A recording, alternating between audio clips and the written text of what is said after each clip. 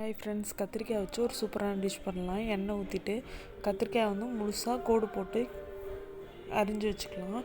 இப்போ கத்திரிக்காய் நல்லா ஃப்ரை ஆனோடனே தனியாக எடுத்து வச்சுட்டு எண்ணெய் ஊற்றி கடுகு, வெந்தயம், சீரகம் போட்டு நல்லா பொரிஞ்சதுக்கப்புறமா இதோட பூண்டு ஒரு 20 பல், வெங்காயம் போட்டுட்டு நல்லா வதக்கிக்கோங்க. வெங்காயம் நல்லா வதங்கினதுக்கப்புறமா தக்காளி போட்டுக்கோங்க. தக்காளி போட்டுட்டு தக்காளி வதங்கிறதுக்கு தேவையான உப்பு போட்டுக்கலாம். 1/2 ஸ்பூன் மஞ்சத்தூள் போட்டுட்டு நல்லா வரமிளகாத்தூள், மஞ்சத்தூள் போட்டு நல்லா வதக்கிக்கலாம் பச்சை வாசனை போக.